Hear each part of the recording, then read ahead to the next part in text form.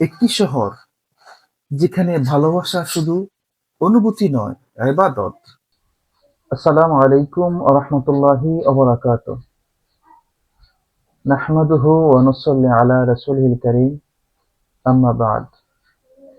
একটি শহর যেখানে হাঁটলে হৃদয়ে প্রশান্তি অনুভব করা যায়, যার মাটিতে হাঁটলে হৃদয়ে প্রশান্তি মিলে, সেই নামটি হচ্ছে মদিনা।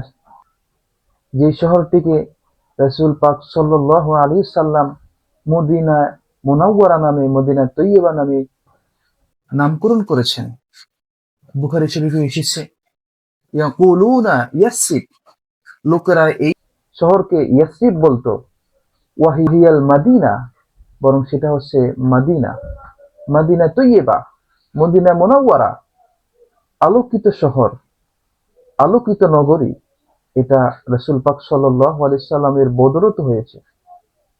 এটা সেই শহর যেখানে হায়াতুন নবী হিসেবে আমার নবী রাসূল পাক সাল্লাল্লাহু আলাইহি সাল্লাম মদিনা তৈয়বায় শায়িত আছেন। রাসূল পাক সাল্লাল্লাহু আলাইহি সাল্লাম বলেছেন, মান যারা কবরি ওয়াজাবাত লাহু শাফাআতি, যে আমার রওজা জিয়ারত করলো, আমার সুপারিশ তার জন্য আবশ্যক হয়ে গেল। যাকে ভালোবাসা ঈমানের অংশ, সেই রাসূল পাক সাল্লাল্লাহু আলাইহি সাল্লাম তিনি এই শহরেই শুয়ে আছেন হায়াতুন নবী হিসেবে। রাসূল পাক সাল্লাল্লাহু আলাইহি সাল্লাম বলেন, এই মদিনা শহর আমার কাছে মক্কার হারামের মতো পবিত্র। এই শহরে প্রবেশ করলে এক অদ্ভুত প্রশান্তিতে হৃদয় ভরে যায়। মদিনা তৈয়বার প্রতিটি ধূলিকণা সব বরকতময়। এখানে ভালোবাসার উজ্জ্বল দৃষ্টান্ত, নমুনা এখানে রয়েছে। এই শহর শুধু ইতিহাস নয়, এখানে রয়েছে সাহাবায়ে কেরামদের স্মৃতি, এখানে রয়েছে ইসলামের সেই সোনালী অধ্যায়। যে একবার মদিনায় যায়, তার বারবার মন চায় মদিনার পানে হাজিরা দিতে।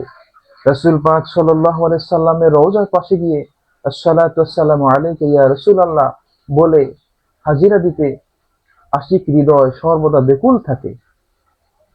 অতএব এই শহর যেহেতু ইয়াসরিব থেকে মদিনা তৈয়বা হয়েছে, মদিনা মুনাওয়ারা হয়েছে, আলোকিত নগরী হয়েছে, অতএব আল্লাহ রাব্বুল আলামিন আমাদের সবাইকে সে আলোকিত নগরীতে গিয়ে যেন আমরাও আলোকিত মানুষের মতো হতে পারি, যেরকম সাহাবায়ে কেরাম হয়েছেন। আল্লাহ রাব্বুল আলামিন আমাদের সকলকে রাসূল পাক সাল্লাল্লাহু আলাইহি সাল্লামের রওজা পাকে হাজিরা দেওয়ার তৌফিক দিক। আমিন। আসসালামু আলাইকুম ওয়া রাহমাতুল্লাহ।